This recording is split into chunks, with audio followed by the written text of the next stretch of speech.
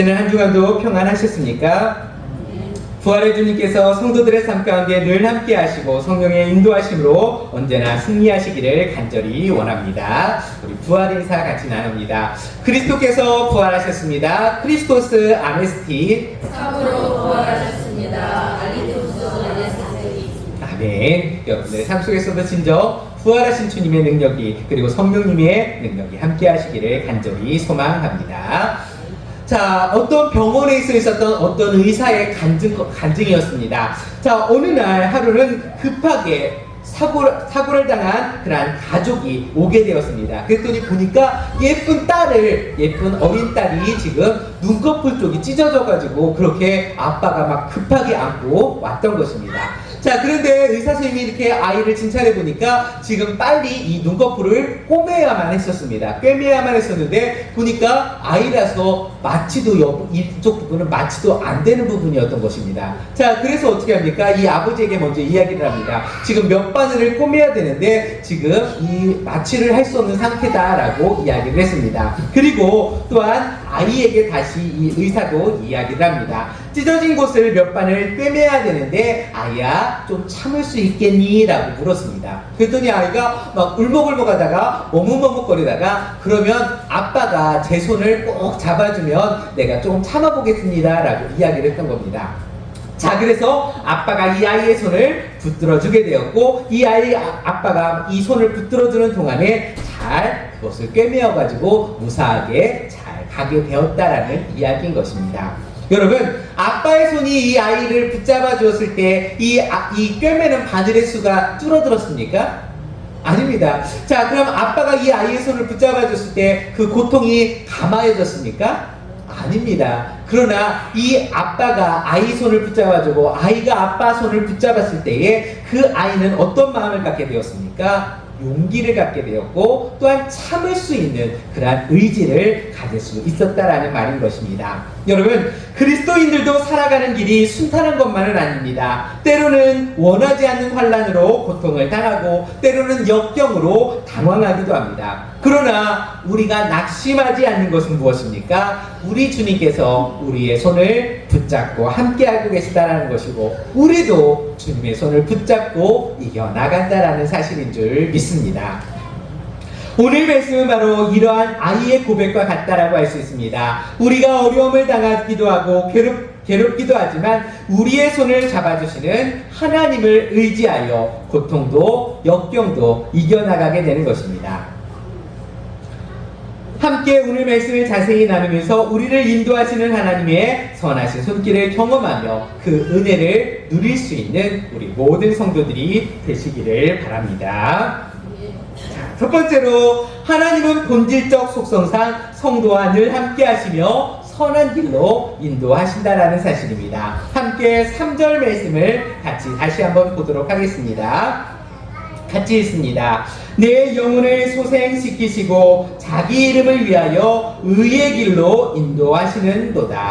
아멘. 시인은 하나님께서 당신의 이름을 위해서 자신을 의의 길로 인도하신다라고 하였습니다. 성경에는 이름이 그 존재의 본질을 나타내는 경우가 많습니다. 여러분, 우리나라에서도 그 이름이 조금 그렇게 소중할 때가 있습니다. 제 이름도 시를 쟀다에다가 일어날 흥자, 그러니까 이를 흥자입니다. 자, 그래서 우리 부모님께서 저를 가지셨을 때 조금 이렇게 좀 집안이 좀 일어나기를 바라셨나봐요. 그래서 어디를 가도 그런 일어날 수 있는 거를 다 가지고 다니는 그러한 사람이 되라라는 의미로 이렇게 제자에다 흥자, 재흥이라는 이름을 붙여주셨습니다. 자, 이렇게 우리나라에도 이름에 의미가 있듯이 이 성경에 있는 이름들은 더더욱은다나 그런 이름에 특별한 의미들을 가지고 있다는 것입니다. 여러분, 이것은 하나님의 이름에서도 마찬가지입니다. 특별히 하나님의 이름은 하나님의 존재의 본질을 나타내게 됩니다. 따라서 성경에서 하나님의 이름을 아는 것만으로도 하나님이 어떠한 분이신지를 알 수 있다는 것입니다. 자, 그 이름 가운데서 가장 우리가 흔히 대표적으로 알고 있는 하나님의 이름이 무엇입니까? 여호와입니다. 여러분, 이 이름은 하나님께서 친히 그리고 가장 처음으로 모세에게 계시해 주신 이름이었습니다. 하나님께서는 이 이름을 주실 때에 그 상황을 살펴보시면 하나님께서 먼저 모세에게 뭐라고 말씀하시냐면 내가 반드시 너와 함께 있으리라 라고 약속을 하십니다. 그리고 곧 이어서 나는 스스로 있는 자라 라고 당신을 계시해 주고 계시다라는 사실인 것입니다. 바로 나는 스스로 있는 자라는 뜻의 이름이 바로 여호와인 것입니다. 따라서 여호와라는 이름에는 무엇도 담겨 있다는 것입니까? 스스로 계실 뿐만 아니라 내가 너와 함께 하겠다라는 그 약속의 말씀이 이곳에 담겨져 있다는 것입니다. 여러분, 오늘 말씀에서 조금 앞으로 가셔서 1절 말씀을 다시 한번 보도록 하겠습니다. 같이 보십니다. 여호와는 나의 목자시니 내게 부족함이 없으리로다. 아멘. 자, 1절 말씀에도 하나님을 어떤 이름으로 이야기하고 있습니까? 여호와라고 말씀하고 있습니다. 스스로 계신 하나님께서 더욱더 우리와 함께 하시는 하나님이심을 나타내며 그분이 우리와 함께 하시는 분이 또한 무엇이 되어주신다고요? 목자가 되어주신다라고 말씀하고 있는 것입니다. 하나님께서 자기와 함께 하시며 자기를 인도하신다는 의미가 강하게 담겨져 있는 말씀인 것입니다. 바로 목자는 자기의 양과 함께하며 인도하는 자이기 때문인 것입니다. 그러니까 지금 여호와께서 여호와 하나님이라는 말씀과 나의 목자라는 말씀이 둘 다 어떤 의미가 담겨져 있습니까? 우리와 함께하고 계시는 하나님, 우리를 잘 인도하시는 하나님이라는 뜻이 담겨져 있다는 것입니다. 이는 우리가 하나님의 동행과 선하신 인도하심을 확신할 수 있는 확실한 근거가 되는 것입니다. 목자는 양관을 함께하며 바른 길로 인도함으로써 생명과 안식을 누리게 하는 사람입니다. 이와 마찬가지로 우리의 하나님 여호와 하나님께서 당신의 사람과 함께하며 그를 바른 길로 인도하시는 분이라는 의미가 담겨져 있는 것입니다. 여러분, 우리 한글 성경에는 오늘 3절 말씀을 뭐라고 표현하고 있습니까? 내 영혼을 소생시키시며 자기의 이름을 위하여 의의 길로 인도하시는 도다 라고 말씀하고 있습니다. 여기에서 우리는 이 자기의 이름을 위하여 의의 길로 인도하신다라는 말씀을 들을 때에 어떻게 느껴집니까? 하나님이 자기 명예를 위해서 할 수 없이 우리를 좋은 길로 인도하시는구나 라고 오해하는 경우들이 생길 수도 있습니다. 하나님이 자기 이름 잘 나타내려고 우리를 좋은 길로 인도하시는 거구나 라고 오해할 수도 있는 것입니다. 그러나 여러분, 본래 이 말의 뜻을 잘 아셔야 됩니다. 본래 이 말의 뜻은 자기의 이름이 그렇기 때문에 라는 원어적인 뜻이 있다는 것입니다. 자기의 이름을 위해서라는 우리 한글 성경의 해석보다는 자기의 이름의 원래적인 뜻이 그거기 때문에 그렇게 하신다라는 의미인 것입니다. 즉 무슨 말입니까? 하나님의 이름의 뜻이 본래 이처럼 자기의 사람과 늘 함께 하시며 인도하시는 분이라는 뜻이 있기 때문에 하나님은 우리를 의의 길로 인도하신다라는 말씀인 것입니다. 즉 하나님의 이름은 우리를 인도하시는 목적이 아니라 그 이름을 위해서 그렇게 우리를 인도하시는 것이 아니라 그 이름이 그렇기 때문에 우리를 인도하시는 원인이 된다라는 말씀인 것입니다.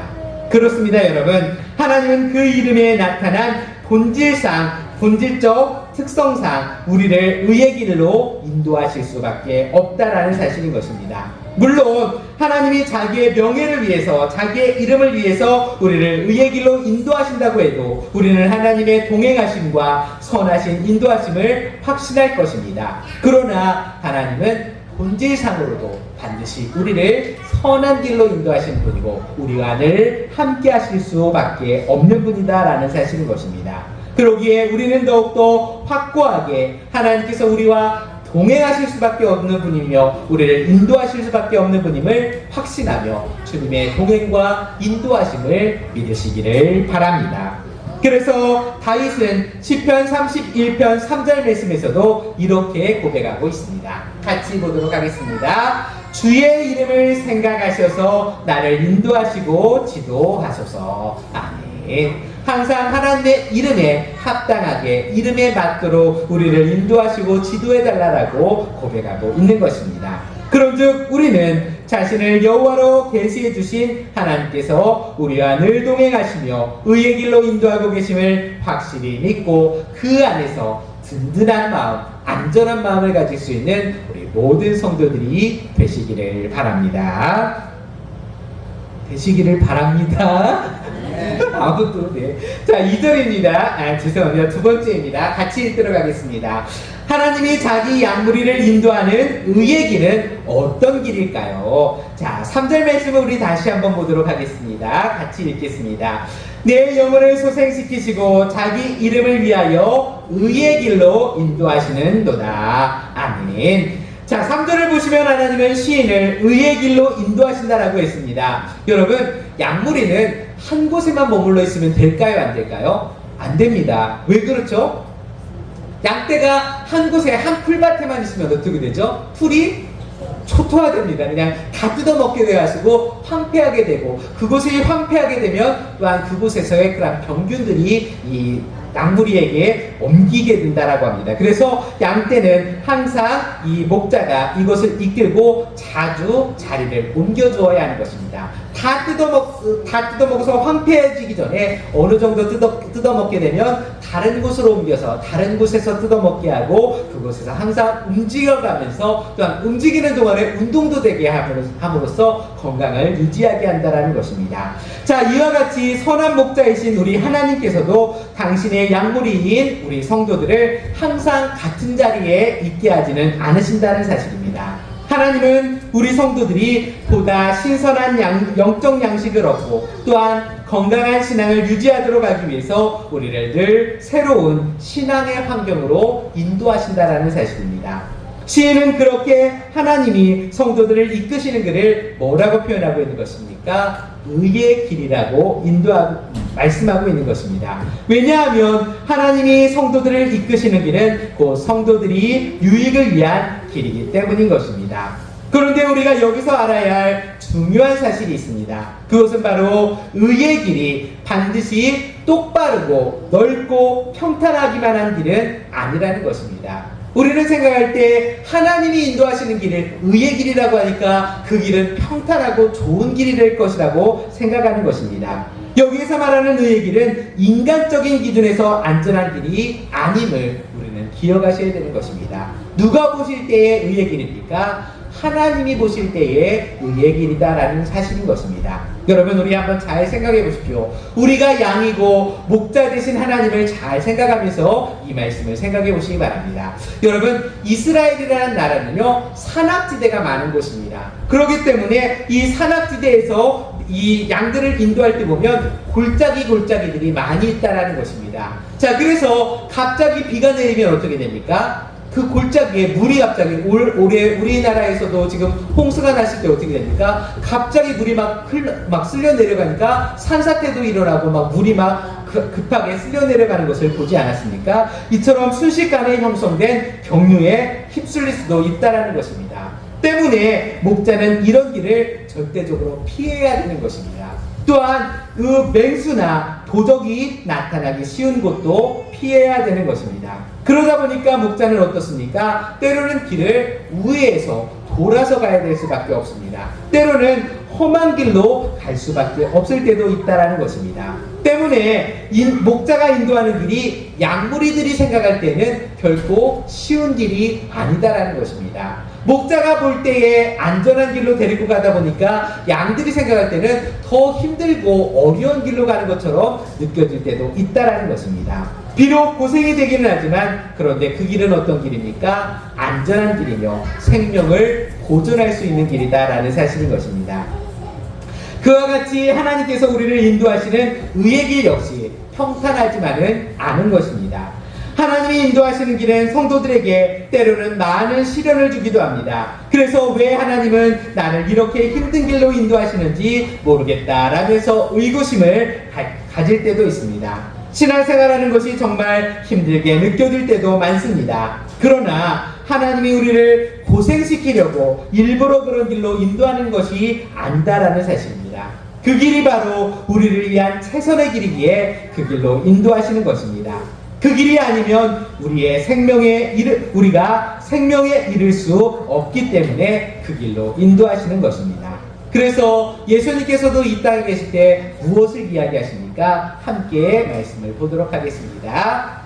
같이 보십니다. 좁은 문으로 들어가라. 멸망으로 문은 크고 그 길이 넓어 그리로 들어가는 자가 많고 생명으로 인도하는 문은 좁고 길이 협착하여 찾는 자가 적음이라. 아멘.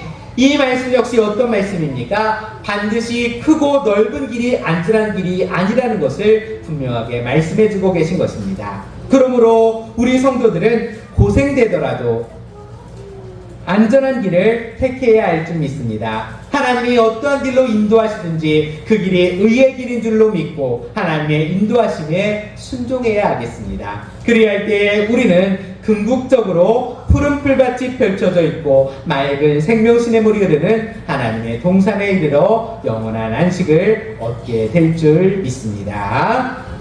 세 번째로 무엇입니까? 같이 보십니다. 죽음의 그림자가 드리운 곳도 하나님과 함께하면 문제 없습니다. 아멘. 앞에서 하나님이 인도하시는 의의 길은 반드시 평탄하기만 한 것은 아니라고 말씀드렸습니다. 그런데 다윗은 그러한 의의 길 가운데에 사망의 음침한 골짜기도 있다라고 말하고 있습니다. 함께 4절 말씀을 보도록 하겠습니다. 오늘 본문의 말씀 4절 말씀입니다. 같이 읽습니다. 내가 사망의 음침한 골짜기로 다닐지라도 해를 두려워하지 않을 것은 주께서 나와 함께 하심이라. 주의 지팡이와 막대기가 나를 안위하시나이다. 아멘. 자, 여기에서 보시면 사망의 음침한 골짜기를 말씀하고 있는데요. 이것은 아마도 이 팔레스타인의 지형상 깊은 골짜기를 지날 때에 깊게 드리워지는 그림자를 염두에 둔 표현이라고 할 수 있습니다. 아까도 말씀드렸듯이 이 이스라엘 팔레스타인 땅은 이 산악지대가 많았고 그렇기 때문에 산악지대에 반대가 되는 골짜기들이 많았던 것입니다. 그러다 보니까 해가 뜰 때 보면 골짜기가 어떻게 보일 수가 있습니까? 어둡고 음침한 캄캄한 곳으로 보일 수가 있었던 것입니다. 이러한 길을 양들에게 그야말로 공포의 길이 될 수 있습니다. 만일 목자가 앞에서 인도하지 않는다면 두려움에 오도 가도 못하고 방황하다가 그 자리에서 죽게 될지도 모릅니다. 어쩌면 사나운 짐승에게 희생될지도 모릅니다. 그러나 목자가 인도하는 이상 양들은 어떻습니까? 이러한 사망의 음침한 골짜기를 지난다고 해도 두려워할 필요가 없다라는 것입니다. 사나운 짐승들이 나타나도 목자가 그 가지고 있는 지팡이와 막대기로 그 사나운 짐승을 쫓아내어 자기 양들을 안전하게 지킬 것이기 때문인 것입니다. 여러분, 목자가 양무리를 인도하는 길에 어둠이 짙게 드리워져 두려움을 느끼게 하는 골짜기가 있는 것처럼 하나님께서 우리를 인도하시는 그 길 가운데도 어두운 사망의 그림자가 드리워진 골짜기가 있을 수 있는 것입니다. 그렇습니다, 여러분. 우리 앞에도 늘 푸른 초장과 쉴만한 물가만 있는 것이 아닙니다. 정말 살 소망도 가질 수 없는 것처럼 여겨지는 죽음의 그림자가 드리운 곳을 지나야 할 때도 많습니다. 감당하기 어려운 슬픔과 힘에 부치는 고난을 당할 때가 있습니다. 한낮인데도 앞이 캄캄하고 땅이 꺼지는 것 같은 충격을 겪을 때도 있다는 것입니다. 이러할 때에 우리는 어떻게 해야 되는 것입니까? 우리의 목자 대신 하나님을 바라보아야 할 줄 믿습니다. 이러할 때에 우리와 함께 하시는 하나님을 의지할 때에 우리는 두려운 사망의 그림자도 극복할 수 있는 줄 믿습니다. 여기서 사망의 음침한 골짜기는 문자적으로 볼 때에 죽음의 그늘의 골짜기라는 말입니다. 여러분, 즉 어떤 말입니까? 이 사망의 골짜기가 진짜 사망의 골짜기가 아니라 사망의 그림자만 드리워진 골짜기라는 말인 것입니다. 여러분, 하나님께서 우리를 인도하시는 길에도 사망이 기다리고 있는 것이 아니라 단지 사망의 그림자만 드리워져 있을 뿐인 것입니다. 그러한 사망의 그림자는 우리를 두렵게 하고 고통을 주기도 하지만 정작 우리를 해치지는 못하는 것입니다. 그림자는 실체가 아닙니다. 여러분, 사자의 그림자가 우리를 물 수 있습니까? 없습니까? 없습니다.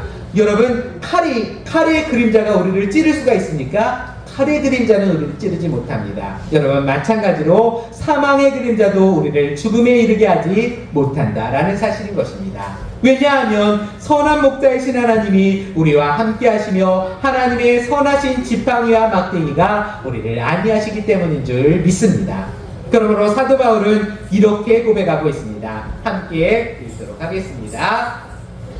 누가 우리를 그리스도의 사랑에서 끊으리요? 환난이나 곤고나 박해나 기근이나 적신이나 위험이나 칼이랴. 우리 주 그리스도 예수 안에 있는 하나님의 사랑에서 끊을 수 없으리라. 아멘. 우리도 이러한 확신을 가지시기를 바랍니다. 어떠한 것도 그리스도와 우리의 사랑을 끊을 수 없다는 이러한 확신을 가지고 주님 안에서 살아갈 수 있는 우리 믿음의 성도들, 그래서 어떠한 상황에서도 담대하게 믿음 있게 앞으로 나아갈 수 있는 우리 모든 성도들이 되시기를 주님의 이름으로 축원드립니다. 사랑하는 성도 여러분, 오늘은 우리의 삶과 영혼까지 안전하게 인도하시는 하나님의 선하신 손길에 대해 나누었습니다. 우리가 이 시편 23편 1절로 2절 말씀이 우리의 삶을 인도하시는 하나님의 모습이라면, 오늘 3절로 4절 말씀은 우리의 영혼을 안전하게 인도하시는 하나님의 모습을 노래하고 있다는 것입니다. 하나님께서는 우리의 삶만을 풍성하게 하시는 것이 아니라 우리의 영혼까지도 소생하게 하시고, 때로 힘들고 어려운 길을 가는 것 같아도 그 길 가운데에서 항상 우리와 함께 하시고 우리를 결국 가장 좋은 곳으로 인도해 주시는 분이신 줄 믿습니다.